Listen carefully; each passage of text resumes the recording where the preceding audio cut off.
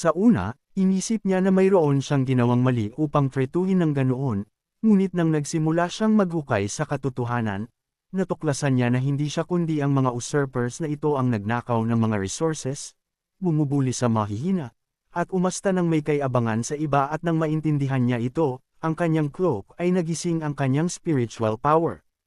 Gumamit si Klaus ng panlilinlang at nagpeke ng pasaporte upang manatili sa ikalawang distrito at lihim na nagbebenta ng impormasyon sa mga tao mula sa ika-35 rehiyon.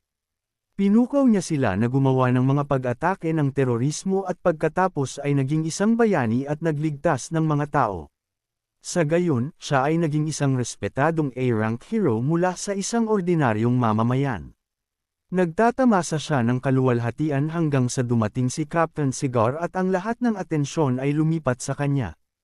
Hindi kinaya ni Klaus kaya sinubukan niya ang kanyang makakaya upang pumatay ng maraming tao hanggat maaari ngunit iniligtas sila ni Captain Cigar ng paulit-ulit. Si Klaus ay lubos na napuno ng emosyon. Sumigaw siya na lahat ng mga Hangul mula sa ikalawang rehiyon, si Captain Cigar at lahat ng mga Hangul na panuntunan na ito ay nararapat mamatay. Aalisin niya ang lahat ng ito. Sa paghakbang, sumigaw si Ana nang may takot sa boses na siya ay baliw lang, na ang naging siya ay walang pinagkaiba sa mga usurpers na kanyang binanggit.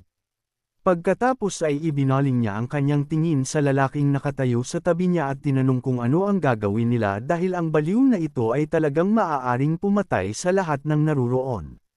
Hindi sinagot ni Michael ang dalaga kundi ibinaling lamang ang kanyang tingin sa buhawi na dulot ng cloak. Pagkatapos, sinabi niya na ang spiritual weapon na ito ay lubos na nakasalalay sa damdamin ng may-ari at pagkatapos ng napakaraming pagpatay, naging S-rank na ito. Nang marinig ito, agad na kinuha ni Ana ang kanyang bag at nagsimulang maghanap, ngunit sa kanyang pagsisisi, wala siyang anumang bagay na maaaring makipagkumpetensya sa isang sandata na may ganoong mataas na ranggo. Ibinaling ng dalaga ang kanyang nag-aalalang tingin kay Michael, nagtatanong kung kaya ba niyang harapin si Klaus. Nang mapansin ang kanyang nanginginig na kamay, nagulat siyang nagtanong kung talagang takot na takot siya. Bilang tugon dito, humakbang ng ilang matinding hakbang ang ating bayani at sinabing hindi siya natatakot, sa kabaligtaran, hinihintay niya ang nalalapit na laban.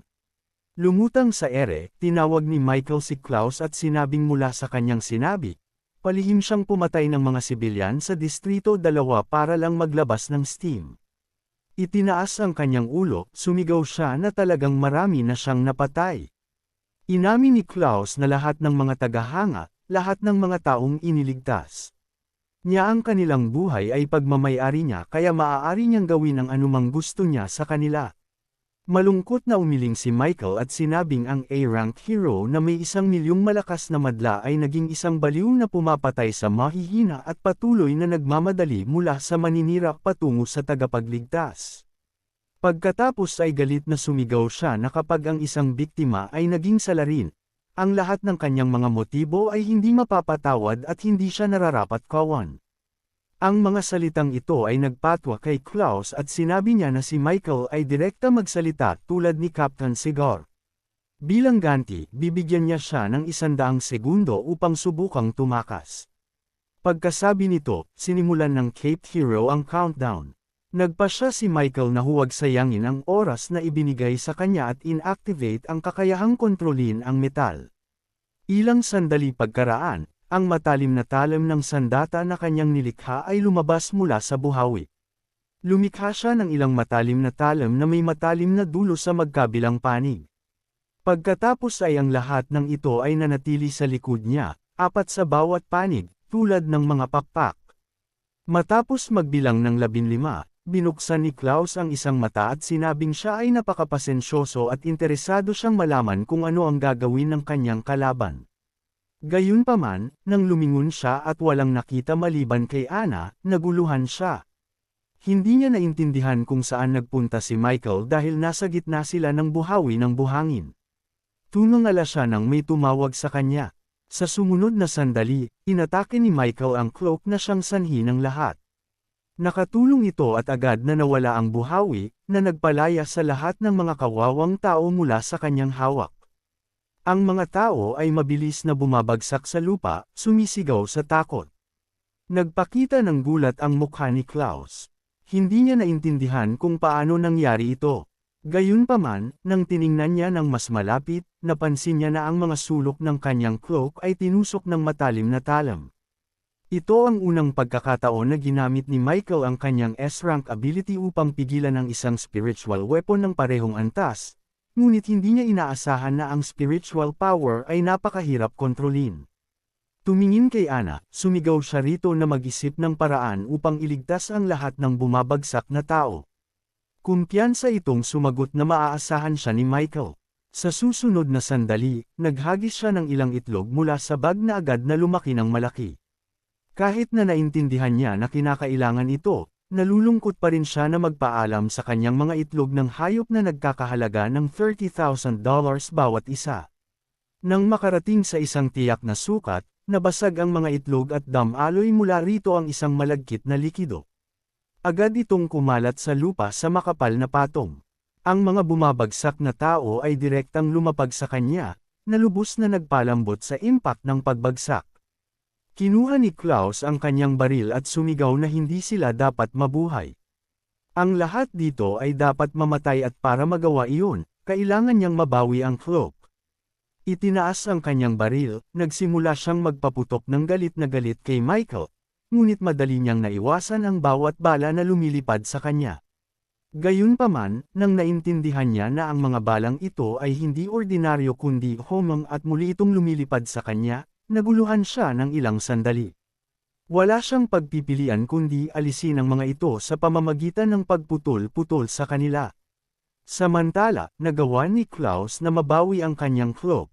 Sa sandaling nangyari ito, tumakbo ang lalaki patungo sa kanyang kalaban na may galit na hiyaw. Walang tigil siyang naglulunsad ng galit na pag-atake kay Michael, ngunit naiwasan niya ang bawat isa. Biglang lumitaw ang isang malalim na hiwa sa kanyang kanang kamay. Agad na, inactivate ng ating bayani ang kanyang kakayahang magpagaling at nagsimulang pagalingin ang sugat, ngunit nang walang nangyari, naalala niya ang mga salita ni Captain Cigar tungkol sa kung paano hindi maaaring pagalingin ang pinsala na dulot ng mga spiritual weapon. Nang makita ito, tumalon si Klaus sa gilid, tumatawa ng masaya. Sa gitna ng kanyang pagtawa, ipinaliwanag niya na dahil ang kanyang cloak ay isang spiritual weapon, direktang inaatake nito ang mental power ng kalaban kaya imposibleng pagalingin. Napangiti si Michael at sumagot na sa ganoong kaso, mas kapaki-pakinabang para sa kanya na hawakan ang sandata na ito. Sa sumunod na sandali, lumipad ang cloak, dahan-daang umaakyat mula sa mga balikat ni Klaus. Ang isa sa mga dulo ng tela, sa ilalim ng naguguluhang tingin ng may-ari nito, ay pumasok sa kanyang panloob na bulsa ng jacket. Ilang sandali pagkaraan, kinuha ng cloak ang isang dakot ng gamot. Sa panunood nito, kumunat ang noo ni Michael. Natatakot siya na kung palakasin ang spiritual weapon gamit ang gamot na ito, magiging mas mapanganib ito ng maraming beses at pagkatapos ay hindi na niya ito matatalo. Samantala, sa pilitang pinakain ng cloak si Klaus ng mga gamot na ito, ganap na hindi pinansin ang kanyang mga pagtatangka na lumaban. Nabalisa ang ating bayani at naghintay kung anong mangyayari pagkatapos. Ang katotohanan na ang spiritual weapon ay maaari ng kumilos sa sarili nitong paraan ay nagdulot sa kanya ng malaking pag-aalala, dahil ngayon ay mas mahirap para kay Michael na hulaan ang mga aksyon ng kalaban. Ilang sandali pagkaraan, ang nakayukong si Klaus ay tumayo, ang kanyang mga mata ay nagliliwanag ng maliwanag na asul at galit na galit siyang sumigaw na kasalanan ni Michael na kailangan niyang kainin muli ang nakakasuka na iyon. Agad pagkatapos nito, pinunit ng cloak ang kanyang mga balikat at lumaki sa simpleng hindi kapanipaniwala na laki, na sumugod sa ating bayani. Hindi alam ni Michael kung ano ang gagawin dahil pinutol ng cloak ang kanyang mga ruta ng pagtakas. Nang makarating sa itaas niya, mahigpit na pinindot ng spiritual weapon ang mga dulo nito sa ibabaw, na bumubuo ng isang uri ng dome trap. Napamura si Michael nang takpan siya ng cloak at ngayon ay ganap na siyang bulag. Nahanap ang sarili sa ganap na dilim, biglang nagsimulang lumiwanag ang papalapit na mga ilaw sa itaas. Sa una, hindi naintindihan ng binata kung ano iyon. Gayunpaman, sa sandaling lumapit sila ng kaunti, lumaki ang kanyang mga mata sa takot. Lahat ng matutulis na bituin ay lumilipad patungo sa kanya. Walang ideya si Michael kung bakit ang lahat ng mga bituin na ito ay dumidikit sa kanya. Nang kinuha niya ang isa sa mga bituin sa kanyang kamay upang ihagis ito, bigla itong nagsimulang lumiwanag. Kasunod nito, ang lahat ng iba pang mga bituin na tumakip sa kanya halos hanggang sa kanyang leeg ay nagsimula ring lumiwanag at uminit, at pagkatapos ay natanto niya nang may takot na malayo ito sa ordinaryong mga bituin kundi mga bomba. Ilang sandali pagkaraan, narinig ang isang malakas na pagsabog sa loob ng cloak. Lubos na natakot si Anna para kay Michael. Lumitaw ang isang masamang ngiti sa mukha ni Klaus at sinabi niya na ito na ang katapusan. Ang kanyang boyfriend ay sumabog na at naging abo. Pagkatapos ng mga salitang ito, nagsimulang lumiit ang kanyang cloak at bumalik sa orihinal nitong hugis. Makapal na usok ang nagsimulang bumuhos mula sa ilalim nito. Hindi makapaniwala ang dalaga sa kanyang nakita. Tinakpan niya ang kanyang bibig ng kamay mula sa takot na bomb-alot sa kanya. Gayunpaman, sa sandaling nawala ang usok, nakita nila sa harap nila ang isang rebeltong bakal kung saan ginawa ni Michael ang kanyang sarili upang iligtas ang kanyang sarili. Sa isang punto, nagsimulang madurog ang metal, inilabas ang ating bayani. Ngayon, si Klaus naman ang nalito at natakot. Dahan-daang pinalaya ni Michael ang kanyang armor, habang inalog ang alikabok mula sa kanyang damit. Sinabi niya na kung naghintay pa siya ng isang sandali, tiyak na magpapalam na siya sa buhay. Masayang sumigaw ang mga taong iniligtas niya kanina. Naniniwala sila na hindi namatay ng ganoon kadali ang kanilang bayani. Lubos na sinang-ayunan ni Anna ang kanilang kagalakan. Nang ganap na makalaya, inabot ni Michael ang kanyang bulsa at, nakatingin kay Klaus, sinabi na may natanggap siyang isang maliit na bagay mula kay Captain Cigar. Sa sandaling inilapit niya ang cigar ng patay na lalaki sa kanyang mga labi, lumaki ang mga mata ng Cape Hero sa hindi makapaniwala. Ang simpleng pagbanggit ng kanyang patay na kasamahan ay ikinagalit niya at sumugod siya patungo sa ating bayani, ngunit mas mabilis kumilos si Michael. Ibinaba niya ang kanyang palad sa harap niya at ginamit ang engravings of stars. Si Klaus ay nanigas ng ilang metro ang layo mula sa kanya, ganap na hindi makakilos. Biglang may madilim na likido ang nagsimulang humiwalay sa kanyang katawan. Ilang sandali pagkaraan, ang buong katawan niya ay nawala, naging isang perpektong itim na sphere. Kinuha ni Michael ang lahat ng metal mula sa katawan ng kanyang kalaban. Sa sandaling nawala ng walang bakas ang katawan ni Klaus, isang star cloak ang nahulog sa mga kamay ng ating bayani, na nagbago ng kulay. Nang tingnan ni Michael ang description ng mga kakayahan ng cloak, nalaman niya na hindi lamang nito kayang pinsalin ang mental power ng kalaban kundi mayroon din itong immunity sa mga atake ng A-rank at hindi kapani-pani walang elasticity. Nahinto siya sa pag-aaral ng impormasyon dahil sa cloak na nagsabing dahil patay na ang lumang master, si Michael na ngayon ang bago nitong master. Pagkatapos maging hugis puso ang spiritual weapon, napabuntong hininga ang ating bayani, pagod na nag-iisip na kailangan niyang maging mas malakas kung ayaw niyang makawala sa kanyang kontrol ang sandatang ito at sipsipin siya balang araw. Biglang, mula sa kabilang panig, narinig ang mga sigaw mula sa mga sibilyan na nakadikit sa malagkit na likido at ngayon ay humihingi ng tulong. Nang tiningnan niya si Anna nang nalilito, awkwardly na tumawa ang dalaga at sinabing ang egg white ay gawa niya, ngunit hindi niya alam kung paano ito ibabalik lahat.